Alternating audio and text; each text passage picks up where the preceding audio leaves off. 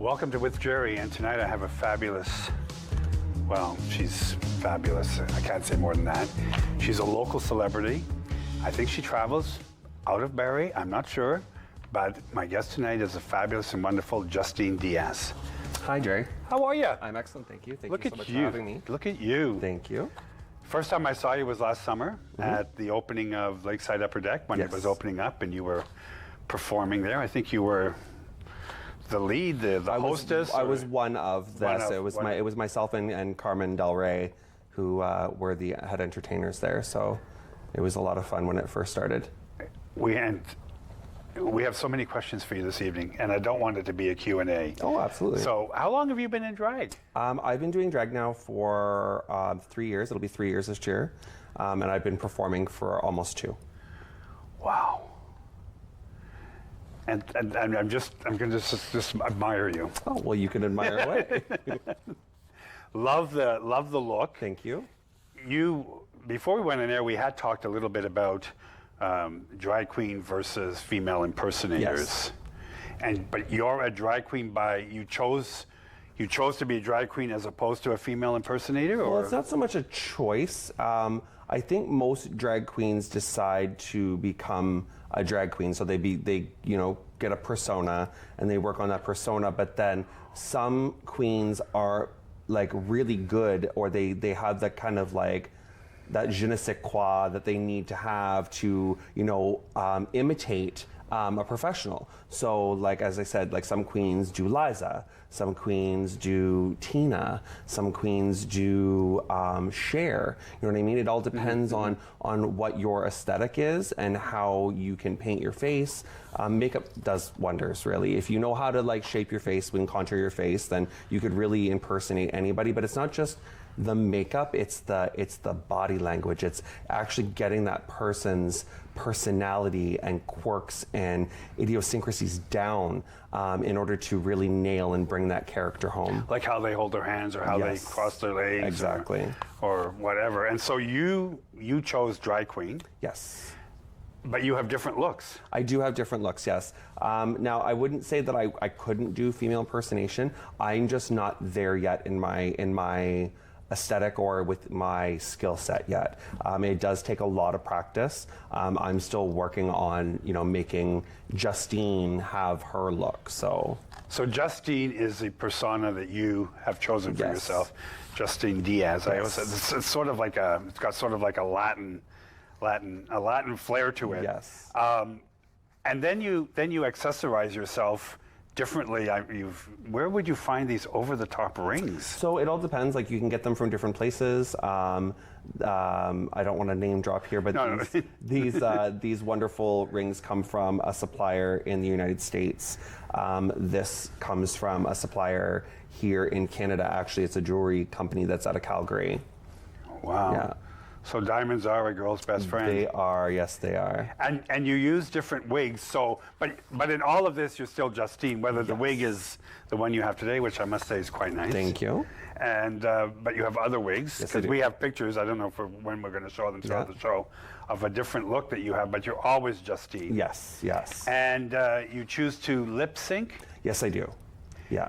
And do you pick a genre of music, or can you switch from, let's say, rock, I don't know, what's current, or jazz, or does it depend on the show? Or? Well, it depends on the show. It depends on the crowd. I try to keep things current or current-ish. I'm a 90s queen, so I like 90s and 2000s music. I'm really big into female R&B, so I love Whitney. I do a lot of Whitney. I do Rihanna.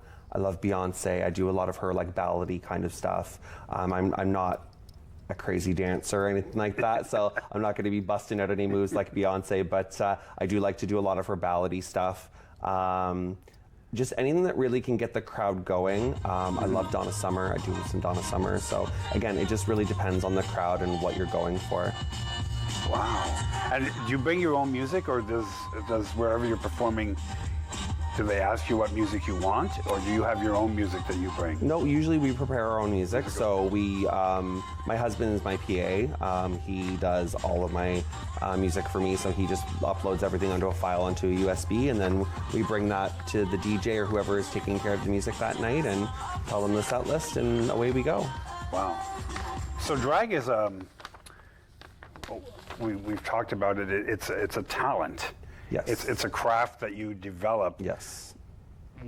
What made you decide that you would make a good drag queen? Like how did you decide? Because you just don't wake up and say, "Oh, I think I'm going to be a drag queen." Well, I started doing drag when I was 19. Okay. Actually, my original drag name was Pashmina Caboodles, and it was given to me by a friend of mine. And I wasn't quite feeling that name, so I kind of wanted to kind of play with some different words and see how things work. And I saw this queen in Toronto performing. Her name is Sofonda Cox, and she is actually one of the largest performers in Toronto. She travels all over Canada and parts of the United States to perform. But I saw her performing on stage, and I fell in love with her name. And I was like, I need to come up with a campy, fun name like that. Yeah. And so that's how I came up with Justine. But due to unforeseen circumstances, when I was 19, almost 20, I had to put my passion on the back burner for personal reasons, and it just kind of went to the wayside for a few years. And it was probably about, I want to say 6 years ago, my husband and I started watching RuPaul's Drag Race, and I kind of re-fell in love with being a gay person again, and just being queer and what being queer meant. And I missed that kind of fun campiness of being a performer. And that's what it really is for me. It's not about dressing up as a woman. It's not about putting on makeup. It's about performing.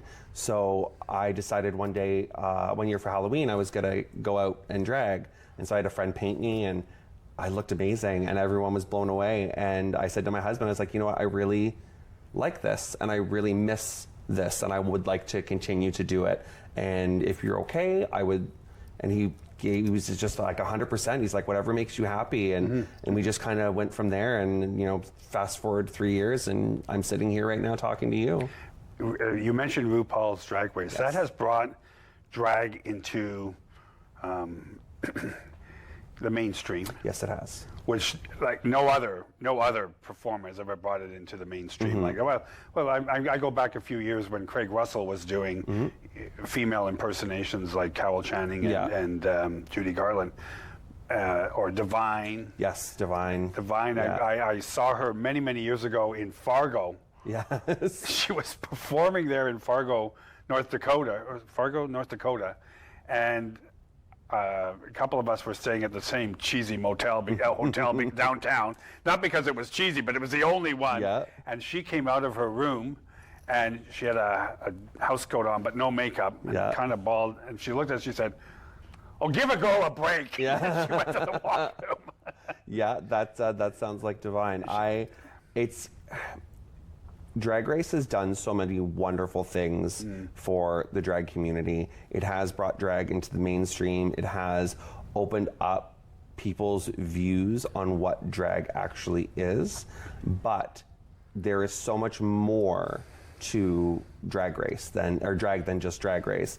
I love everything about drag. I don't care whether you're a queen, a king, a non-binary, like non-gender conforming person, if you are a trans person who's doing drag, if you're a cisgendered female who wants to do drag, like, it's just, drag is meant for everybody. And if you love it and it makes you happy, then do it. And that's all I have to say. Like, it makes me happy. I am the most happy when I'm on stage performing for people. So you put on the Justine persona. Yes. Because now the Justine persona is something that you do as only when you're performing, like in your day-to-day work-day life and social life. Are you Justine if you're not made up, or are you only Justine when you're made up, is what I'm... Well, I put it on more when Justine comes out. It's kind of like, it's that whole transformation thing. Like, when you're sitting down at your makeup table and you put your headband on and you freshly shaving your face and you start applying your makeup, it's kind of like as soon as that starts going on, you watch yourself and you kind of get to that certain point where you're just like, oh yes, there she is. You know what I mean? Like you bring her out. Yeah, she just comes out, right? Yeah. And then you just kind of go from there. But yeah, she is her own personality. But she has helped me as Mitchell be a better person, be more of a humble person, be able to look at people and accept them and understand them better. And it's given me a lot more patience. It's taught me a lot more patience. I guess it has. The whole I'm just trying to remember what I just heard recently about Game of Thrones. And some of the actors actually had to go into rehab, and because they went into characters so deeply that it started affecting their personal life. So that's where that question was coming from. I'm just wondering, how do you keep Justine away from Mitchell or Mitchell away from Justine? Well, they do blend a little bit. I'm not going to lie. You could ask my coworkers. You can ask my friends and family. Beyonce could come on in the grocery store. My husband's famous for that. We'll be in the grocery store and like Beyonce Crazy in Love will come on and all of a sudden I start sashaying down the aisle and my husband turns around and walks out the other way. He's like, I'm not dealing with this. So that's interesting. And when Justine and Mitchell are one and the same, really, is what we're saying here. Interesting. Okay, so I have some questions though, but you mentioned family. How receptive was your family, like your parents, siblings, to this look? Amazing. Great. Like, when you first start out with anything, everything's always a little rough. So obviously when I first started doing makeup and started doing drag, I looked a little rough. And I know that a lot of people didn't see me taking Justine as far as I have taken her. And I want to continue to take her further. I want to push my limits and see how far I can, bring my drag career, because this is something that I've always wanted. I love being a performer. I love being on stage. I love putting smiles on people's faces. And so, at first my family and my friends were like, oh, good for you, thinking that it would just be like a one-shot thing. But then the more I kept doing it, the more they were like, okay, all right. And now it's like, you look amazing. Your makeup looks fantastic. Even my own father is a huge fan of my drag. My 93-year-old grandmother tells me that I look beautiful. So it's really important to have that. And not a lot of people get that. Yeah. It's more and more accepting now, and a lot more people, they have their family and friends who just understand them and understand what drag is as an art form. A lot of people mistake drag and transgender, and I get that a lot. A lot of people ask me when I've decided to transition or whatever, and I have to explain to them that being a drag queen does not make me a transgendered individual. I am a man in a wig. I am not a female in a man's body. So a lot of people have that issue trying to divide that. And a lot of people also think that drag is, you just want to dress up like a woman. It has nothing to do with wanting to dress up like a woman. It's the personality and the persona that comes from that femininity. I love being a man, but when I put on a dress and I put on my makeup and I put on a wig and I can bring that female energy out of me and move my body and just, encompass that whole feminine persona, that's a lot of fun. It's nice to be outside of your norm all the time. Yeah, because a lot of straight guys, Halloween, I don't know if they go as intense, because your look is not easily accomplished by someone that doesn't know what they're doing. Yeah. It's not just, I did something a couple of last year on at the River Library, dressed up sort of in drag, reading a story to kids. Yes. But kept the beard and wasn't shaving the beard or anything like that. Well, that's a whole other genre of drag too, though. Like we call it's called genderqueer, or like gender fluid drag. There's also another name that I can't say on air, but and it's really just blurring that line of gender Right. where, you know, you still have a beard, you still have a hairy chest, but you're wearing a dress and a tutu, and you know you have this beautiful coiffed wig, and your face is beaten for the gods. You know what I mean? So it's really interesting, and I really enjoy watching people be able to walk that line and blur that line back and forth. I think that is a true art form. You talk about drag being an art form. Is it an art form for everyone, or I mean, what I'm looking at is those that do drag want to do it. It's not like it's not a forced thing. They actually want, and they want to perfect it. Oh, 100%. Nobody forces you into getting up and shaving your face and cinching your body. And, you know, drag is not comfortable. There's nothing comfortable about, you know, having to tape your body and cinch your body and glue your body and everything like that, because that's what we do. Like we have a couch on our butt and like have our, you know, our junk stuffed down inside of our body and taped down. And, you know, I wear a breastplate, you know, to give me that female illusion. And so that, you know, puts a lot of heat. It keeps a lot of heat inside your body. And a lot of people don't understand like how, you know, it all happens. But when we get into it and we're doing what we do, it's, you know, you'll never see a drag queen that doesn't wince every once in a while, or you'll never see a drag queen in her high heels for longer than she needs to be, because again, it's not comfortable, but it is a love. You love this. I do not know one person who does drag that doesn't love what they do.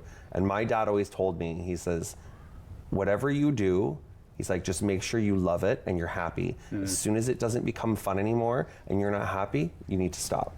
And that's something that I've always kept in the back of my mind. You talk about tucking. Yes. Yes, the big thing. The big tucking. Yeah. Because sometimes, again, I'm referring back to RuPaul's Drag Race, some of these queens, drag queens, come on and they do the splits, and you're going, there's no appendages there. There's no, so the testes and the penis disappear. Yes. But they're short of cutting them off. Where are they disappearing to? So they're basically taped down and kind of inside of your body. So, but then you also have to remember too, it's an illusion, right? So when we are tucked and you're doing like a proper tuck, some queens will wear tights. And if you're wearing tights, then you don't really see anything. Some queens don't wear tights or padding because their body is just a perfect shape or perfect, you know, like feminine silhouette, so they can get away with it. But again, when they do that, they're just like tape on tucking panty on like their bathing suit or whatever it is that they're wearing. But for some and most girls like myself, I wear dance tights. So when I tuck like that, you tape and you put your panty on, but then you have 3 pairs of tights on that go over top, and then your suit goes over top of it. So it looks like you have skin, but everything is completely, you know, put away and oh my goodness, nice and neat. But you can't, you know, I don't want to give away all the secrets. Yeah. No. But you know, it's just that's the thing. It's just an illusion. But you know, it's a lot of really strong tape and a really good tight tucking panty, and praying to God that it doesn't explode when you're out on stage. So when you're on stage, that's a lot of equipment. If I don't know if that's the right word, but I mean that's a lot of stuff on that you're hoping isn't going to break loose, or I think we talked about a little bit before we went on air about washroom. Yeah. So it's kind of one of those things where if you're tape tucked, it's between you and your tape to keep you going for the rest of the night. A lot of girls won't drink a lot of fluid. They'll do, like if you buy them a drink, they'll do a shot. They won't really like drink a drink. I myself, I don't tape tuck usually a lot unless I'm wearing like a bathing suit or something. So the way that I tuck, I have the ability to go to the washroom. So I had to learn that quite quickly because it's kind of scary. So do you have help doing this tucking, or is this Is this all an Indian? You just do it yourself? So I do everything like I okay. do all that kind of stuff myself. My husband is like, as I said, he's my PA, so he helps me with zipping up and like putting on my necklaces and helping me put my wigs on and off, helping me with my shoes on and off. But you know, again, I can do it by myself if I have to, but it's just really nice having that assistant there because it helps you get through things quicker. But when it comes to tucking and stuff like that, that's usually a one-person job. Don't touch the bod. Yeah, exactly. Don't touch the bod. Yeah.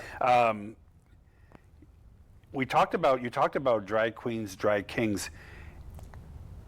If a woman wants to do drag, Yes.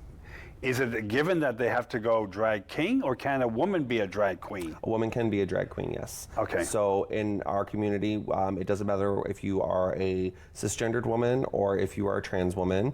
Women are women, and if you are a woman who wants to do drag is just what's the word I'm looking for here? It's like an extra. It's an exuberant, explosion of femininity, right? So when you are a cisgendered woman or a trans woman and you do drag, we refer to those as hyper queens. So what that means is that they're hyper extending their femininity to just take their persona over the top. So they exaggerate. Exactly, yeah.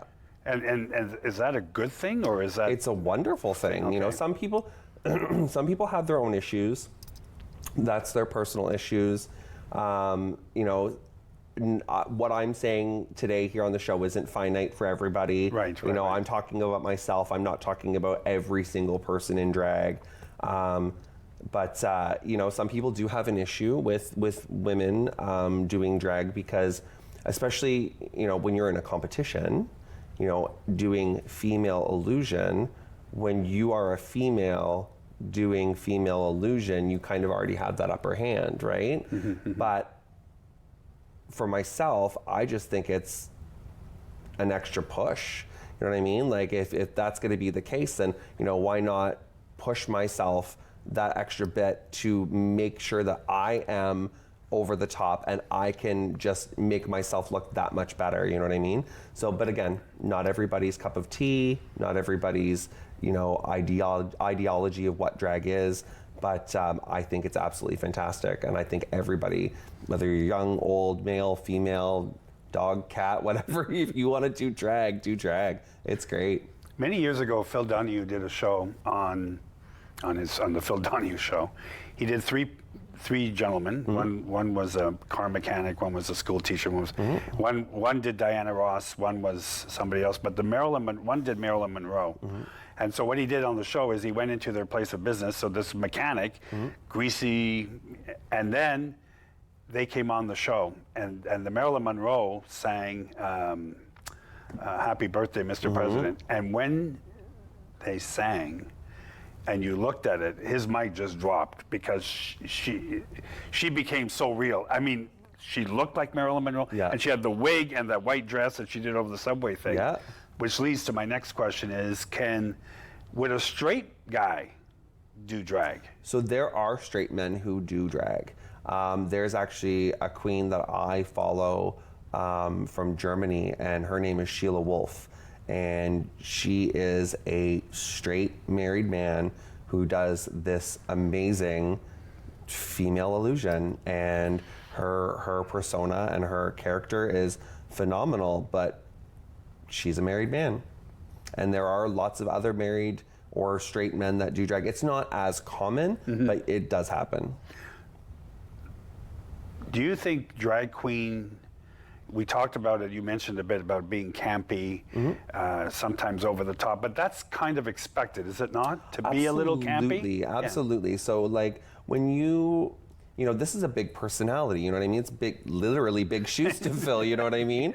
So, you want to have that over the top kind of exuberant personality. So, whether you're, really playing it up or, like for instance, like Liza Minnelli, like go back to Liza. So Liza herself is a very like quirky kind of campy personality. So when you or like somebody else is trying to impersonate her, they try to get that like, you know, quippy little like, you know how she does her little laugh and her little like like her body movements and stuff. You know, it's really important to get those things down and create that camp. Also to costuming. Costuming is amazing when you can be campy with what you're wearing. And you know, like I've seen girls come out as a tube of toothpaste. I've seen girls come out as, you know, like an actual like Christmas box. You know what I mean? Like it all depends on what you're trying to go for. There was a girl who came out in a yellow jumpsuit with rubber duckies like glued all over her. You know what I mean? It's just it all depends on what you're kind of trying to represent. But camp is very important in this kind of industry because you really want to make people laugh and you want to make people have a good time. And in order to do that, sometimes you just have to be that little bit over the top. You talk about outfits and everything. It's expensive. It has to be. Yes. I mean, okay, maybe they're not real diamonds. I don't know. But they're definitely not. They're not yeah. But still, you have to buy them. Yes. And you have to buy outfits. Yes. So do you have, is some of your outfits custom made, or do you shop off the rack? So some of my stuff is off the rack, some of my stuff is custom. Most girls know how to sew, or they should know how to sew. I'm in the midst of learning how to work a sewing machine and create my own garments. I've had a few custom items made for myself, but a lot of the time, like just starting out, you know, a lot of stuff off the rack, but I'm really good at like finding vintagey stuff and like taking stuff and like building a whole look around something. So say I find a purse and I really like the color of that purse, I will go and I will find a bunch of different like accoutrement, pant, skirt, whatever, to create an outfit from that one thing. And that's really kind of what it's about. It's also like the fashion I really love. It's the makeup, it's the hair, it's the clothing. It's just all encompassing. So it's not to say this look hangs on a hanger and then that's only this look, because you can use those jewels with other outfits, yes, right? And the earrings with other outfits. Yes. So it's not. So how many outfits would someone like yourself have? Like 10, 12? Like to do a show, you change? Oh, absolutely. Yeah. So I did a show this past Saturday on the base in the officers' mess, and I did 4 costume changes. I saw that. Yeah. 5 Points Media taped yes, that. Yeah. Base board. Yes. Yeah. Right. Yeah, that was a lot of fun. Yes, I did 4 outfit changes, costume changes, but again, like somebody like myself who's just starting out, I have a small rolling rack and a small closet, and they're full, right? But you look at professional queens, and they have entire rooms dedicated to their outfits, their shoes, their wigs. Like, you know, they've got dresses and skirts and other outfits like on racks upon racks upon racks. So, you know, when you do this professionally, and you're making the money, you know, you make a lot of outfits, you have a lot of outfits, right? But you have to, it's not cheap, I'll tell you that. I'm cheap, but I'm no tramp. We're going to be back after the break with Justine D'as and talk more about their life as a drag queen and lots of surprises maybe. So stay tuned, we'll be right back.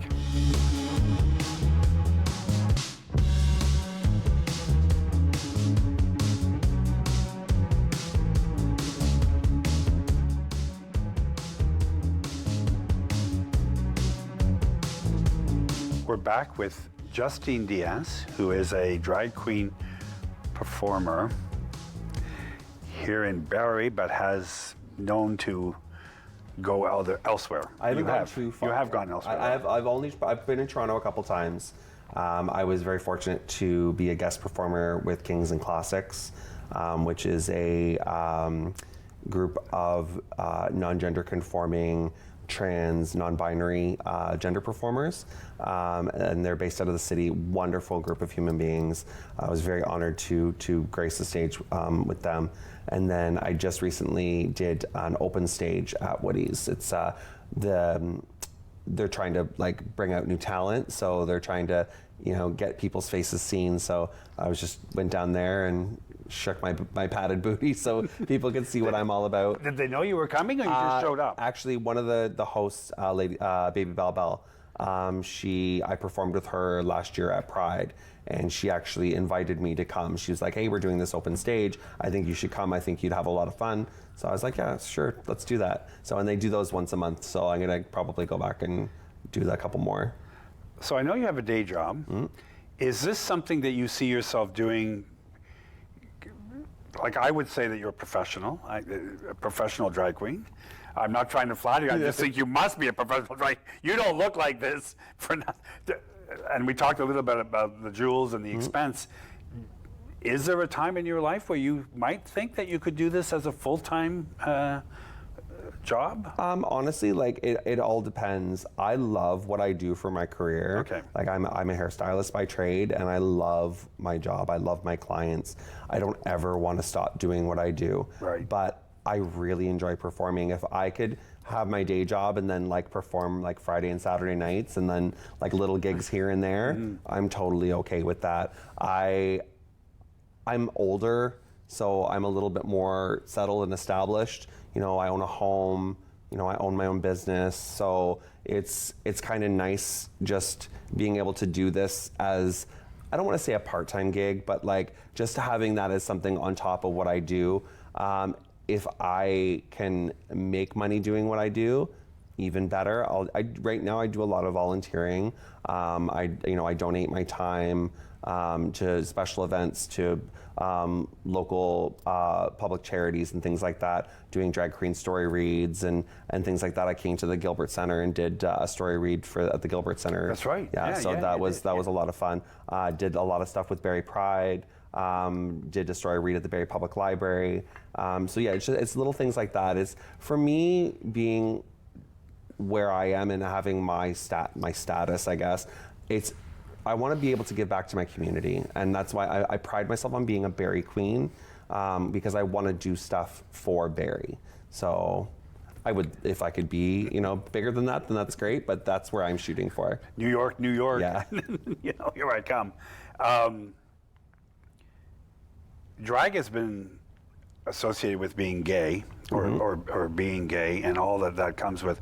Do you find drag queens are stigmatized as trying to be just assumed, oh, you really want to be a girl, or that stigma comes in as part of the gay? Still, there's a lot of stigma, even though there's same-sex marriage, because you talk about a husband here in Canada, there's still stigma about being gay. Do you find that's increased as a drag queen? I find, and I am very fortunate that I have never had to have this, I've never had this happen in my life, but a lot of girls that I talk to, especially girls who are like, this is their full-time gig, this is what they do to make a living, it's really hard for them because like they don't see their family, they have no time for relationships, they literally live, eat, breathe, and sleep drag. They are around other queens all the time. But when you're dating or you're trying to get out there in the world, because of that kind of discrimination, they automatically, if you're a drag queen, then they associate that with being femme.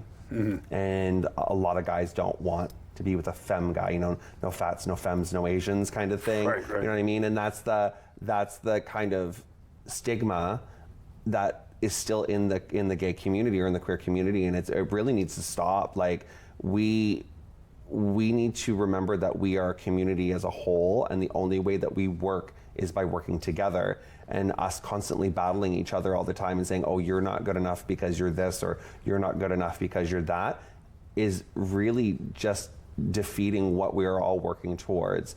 I do find that a lot of queens do get the stigma of, you are, you're a sissy, or you're this, or you're that, because you do drag. And yeah, I'm feminine. I get that. I know that. You don't need to tell me that. Right. But at the same time, at the end of the day, I'm still a man, and I still, enjoy being a man. And a lot of people, like I said, have a hard time differentiating that, like being a drag queen and being transgendered. The other thing that really bothers me, and a lot of queens will tell you this, is how sexualized we get. Being a drag queen, again, people thinking that we are also transgender or that we are cross-dressers, you know, they automatically sexualize us. So we get a lot of people that, like, you know, come up to us and talk to us about some inappropriate things, and you know what I mean? So there's a lot of stuff that happens. So you do really kind of have to build a thick skin as a queen, because you have to really be strong. And I don't know any drag queen that doesn't have their own personality and is like, listen, like, you're being too much, you need to kind of back away. But at the same time, I do feel for my sisters that have a hard time finding somebody in their life, you know what I mean? It's, you know, not everybody needs to be with somebody, but we all kind of want that. And that being a drag queen does come with that stigma of like, oh, you're this or you're that. So sometimes guys don't want anything to do with you. Okay. You don't have to answer this question if you don't want to, but I'm curious. So you've been referring throughout the show about your husband. Yes. How does your husband react when he sees you like this on stage performing, and guys or gals just goo-goo-gooing over you? Ah, she's beautiful, she's gorgeous. And then, is he at every performance? They're like you're talking about guys coming on to you. Yeah, you can, like, I would never go near a drag queen because from what I know about drag queens, they can protect themselves. Yeah. But is he there in case somebody does get aggressive with you? No. I can hold my own when it comes to that. Okay. But no, my husband is my biggest supporter. Right. He is my best friend. He is my personal assistant. He is my video person. He does everything for me. I could not do a lot of the stuff that I do without him. When it comes to me being in drag, one of the things that he says to me, and I absolutely love it, is when I know that I'm doing really well with my look, he looks at me and says, I am the least attracted that I could possibly be to you right now. So then you're doing a really good job. You know, a lot of people always ask, like, oh, do you and your husband, like, blah, blah, blah, blah, blah. And it's Right. like, no, this is not that kind of dynamic. It's, I'm a drag queen, I'm a performer. My husband loves that I'm a performer. He's there, front row, hooting and hollering every single time. You know, there's been times where he hasn't been able to come, but that's, you know, he's had other things on his plate, and Right, I right. get that. It's life, you know what I mean? We can't be attached at the hip every single day. Right. But he, hands down, is probably my number one fan.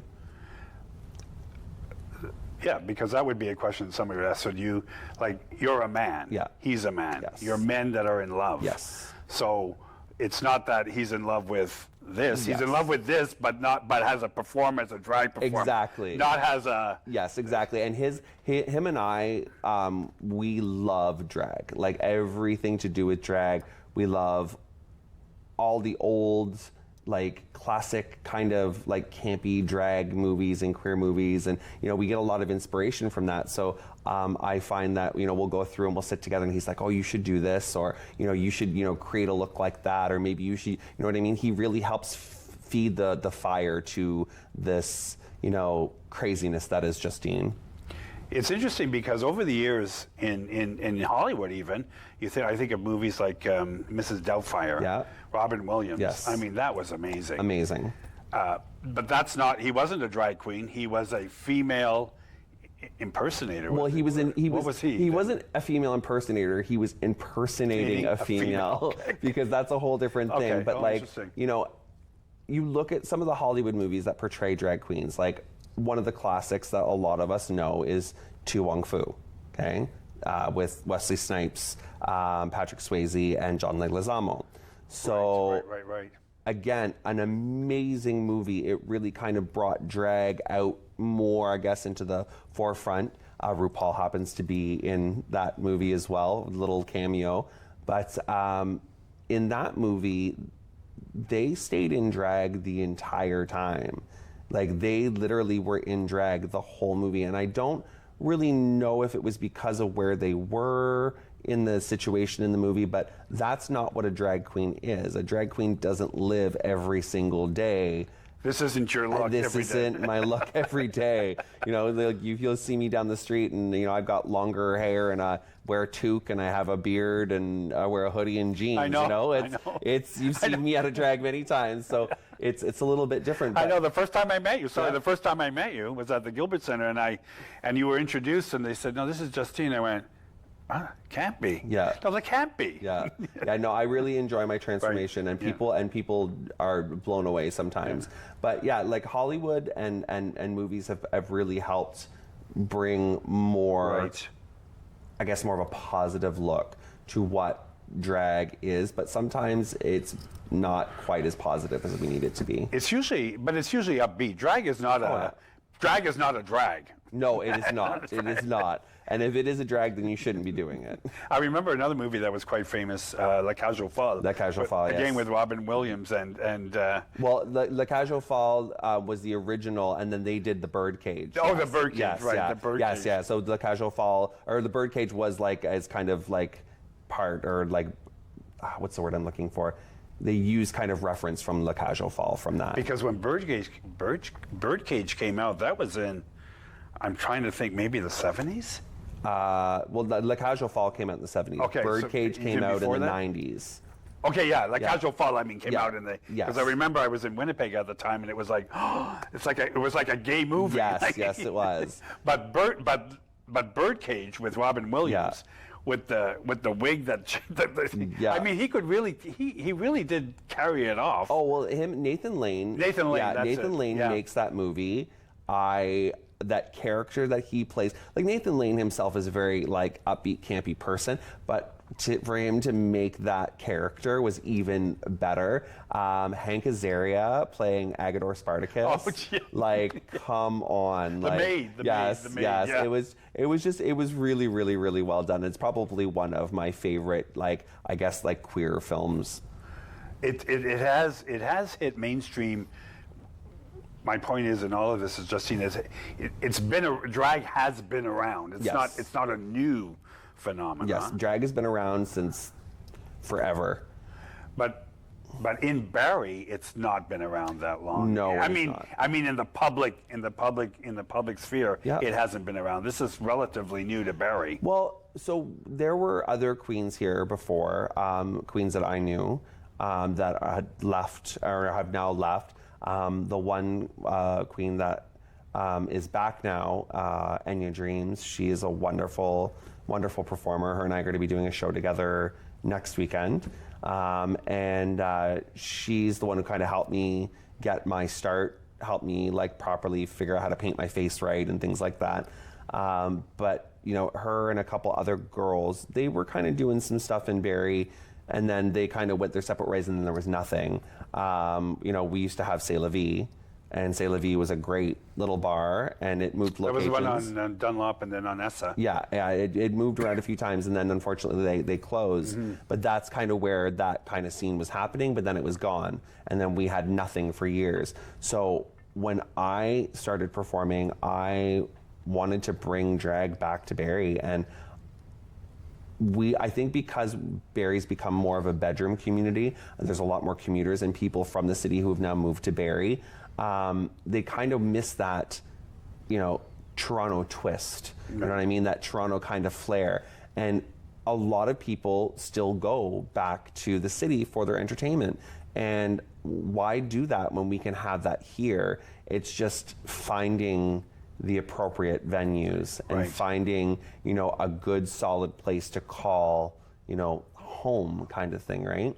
So, but that is my goal, is to slowly bring drag back to Barrie, and it has. Like, since I have come out and started performing, there's been a following of other people who have and I don't want to say that they're following in my footsteps or anything like that, but I think, they've seen me perform, they've seen other people perform, and it's kind of lit a fire under their bums, thinking okay, you know what?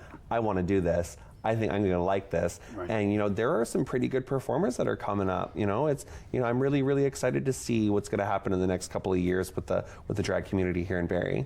Conceivably, you could be an easily hired, I'm saying, to do MC work. Yes. The Pride festivals. Yes. Last year there was a lot of activity Yes. here in Barrie, Yeah. and we're thinking there's going to be Pride festivals again Yeah. this summer here. I'm not sure when the dates are, or Yeah. I think that's all being worked out. But Pride is another good example because the Pride season has started. Yes. At least it started in Winnipeg and it's moving across. But you see a lot of different things at Pride festivals, Yes. different looks at Pride festivals. But I do agree with you. I think it's an interesting art form in terms of bringing out, getting your persona to be the one that gets the crowd going. Yes. This is all coming to one question I want to know and ask is that, does it always have to be sort of like borderline, not offensive, but sexy in terms of sexualizing the entertainment, or can it be a more sophisticated look? Like drag queens, would you just say, okay, I'm going to be a sophisticated drag queen, or I'm going to be a raunchy drag queen? Well, again, it all depends. So, like, my persona is classy yet trashy. So, like, you know what I mean? Okay. I present myself very, demure and suave, but at the same time, I am kind of raunchy and you know what I mean? But you also have to read your crowd.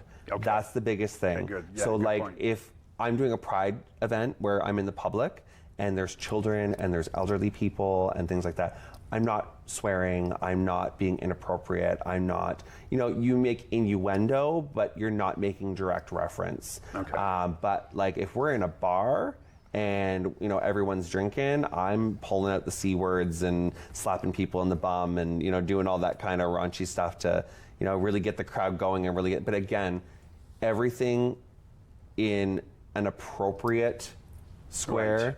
Right. I always tell people that if for any reason, if you're not comfortable with me, then just let me know and I won't. But again, too, on the other end of that, people have to respect us as performers, and like drag is not consent. So drag does not give you the right to come up and be rude to us or be raunchy to us or to touch us. We put a lot of work and effort into the way that we look. So, I don't need you pulling on my hair that's glued down to my face, or I don't need you touching my face that I just worked 3 hours on to make it look perfect. You know what I mean? So it's the little things like that. But again, when it comes to, whether it's, you're going to be classy or raunchy, you can be both. You just have to be able to read your crowd.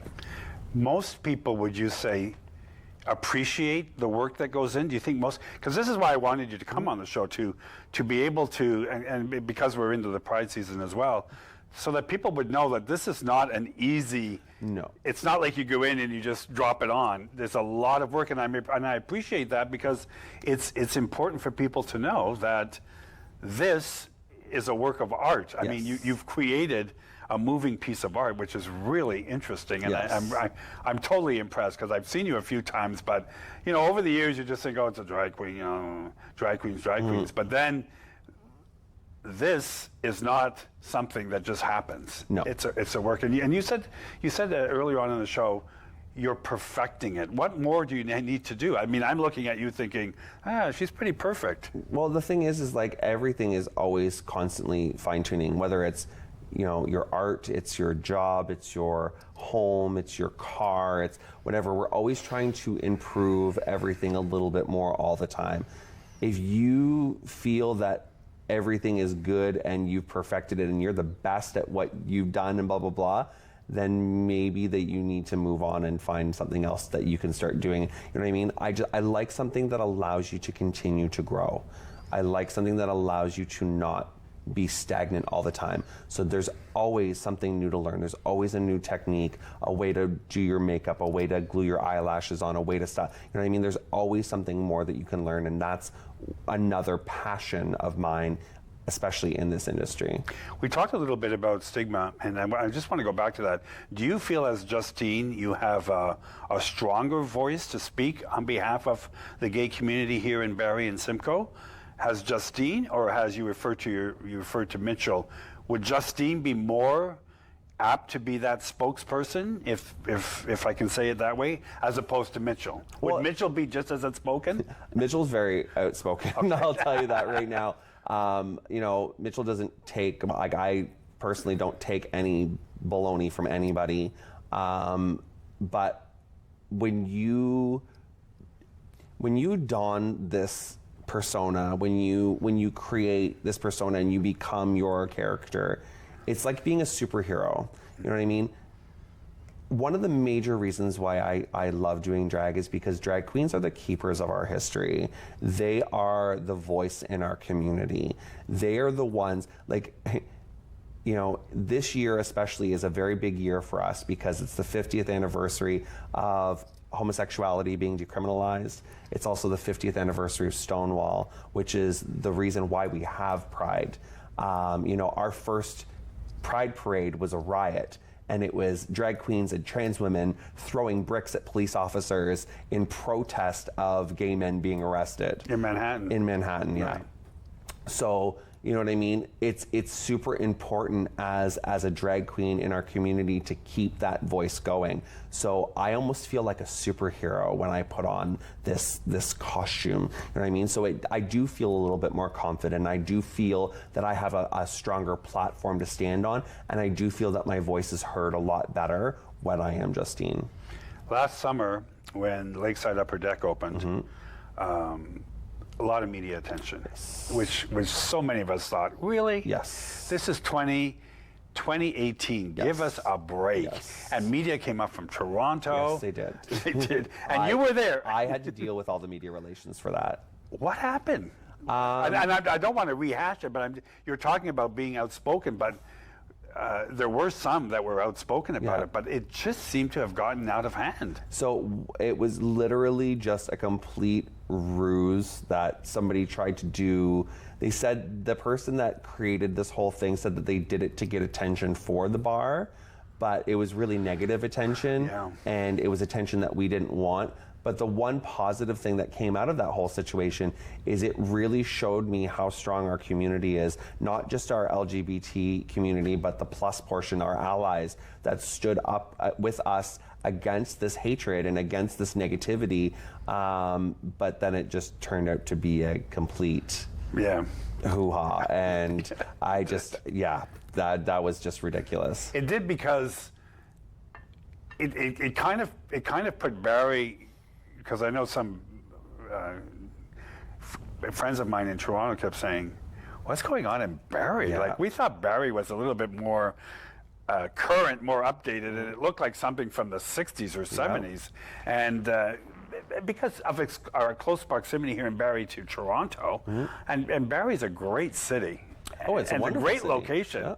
And you're right, the negativity, because the Pride festivals of last summer for 3 days were amazing. Yes. I mean, I don't know how many people came. I heard reports as high as 10,000. Yeah, well, on the Sunday, we had reportedly about 10,000 people for that day. So that was huge. Yeah.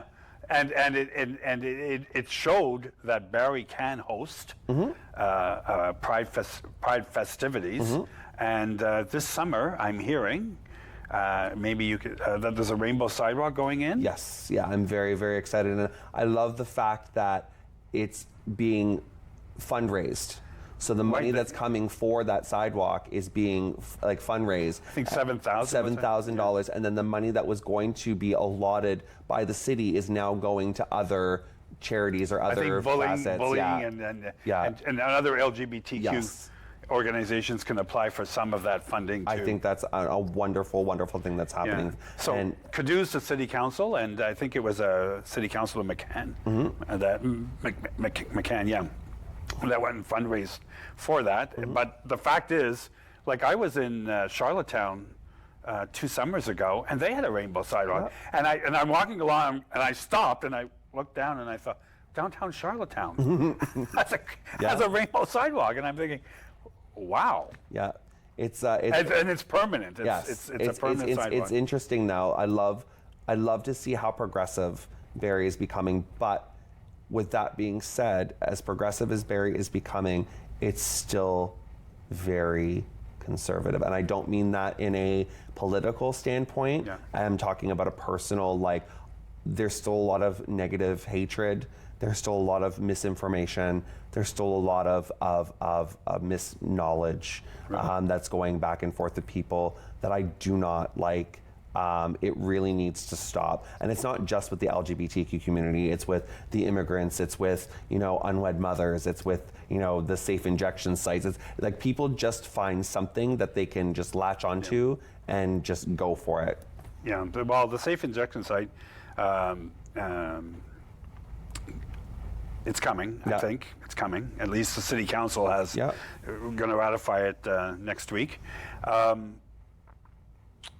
lost my train of thought. Yes. So with drugs and the safe consumption site that you're talking about, the conservatism of Barrie and everything else, do you think, and I know there's something coming up on June 27th that you're going to be a part of, is the National HIV Testing Day, which is happening in Barrie on a Thursday, I think it is, in June 27th, and there's going to be a flag raising. I know the mayor is there.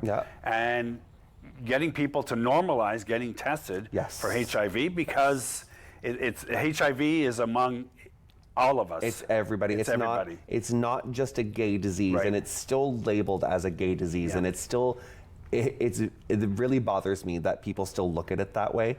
But right now, I think the biggest campaign that's happening is being status positive. You know what I mean? It doesn't. You need to know your status, not only for your own personal health, but for the health of other people. So just knowing what your status is very important to just get that message across. But then also to, with the U equals U campaign, helping to end the stigma on people living with HIV. It's all encompassing, and it's very important. So I'm more than honored and more than happy to volunteer my time and be there as a personality to show, like, there's nothing scary about getting tested. You know what I mean? Yes, if you end up, getting a bad result and, whatever, it's not the end of the world. I think a lot of people are so afraid of hearing that, oh my God, I'm positive. You know what I mean? Yes, it is a very traumatic thing, but knowing that can help save other people. So congratulations for doing that, because I know you're going to be there. Yes. Your husband. Yes. Fred Glover's going to be there.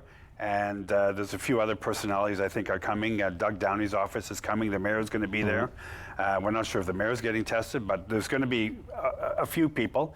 Thank you for supporting that. Thank you for being on the show. I'm glad to I'm be here. I'm always nervous because, not always nervous, but always nervous to make sure that your message gets out through the show, but also that people can learn from someone like yourself coming on and talking about it, and knowing that you're not just a drag queen, you're more than a drag queen. Thank you, I appreciate that. And thank you for bringing Mitchell along. Yes, thank you. And your husband, we don't know his name, but what we do know is he takes good care of you. Yes. So thank you very much, and all the best of success. I hope to see you again during Pride festivals here in Barrie, and we will certainly look for you in the glitter of it all. In the plethora of all the rainbow glitter. And I look forward to seeing, I've seen a few of your outfits, so I'm looking forward to seeing what you're going to present to us next time we see you. Well, thank you. I'm looking forward to it. Justine, thank you for being on the show. Thank you so much, Gerry. And all the best, and enjoy the weekend. Thank you, I will. Thank you for staying tuned, and good night.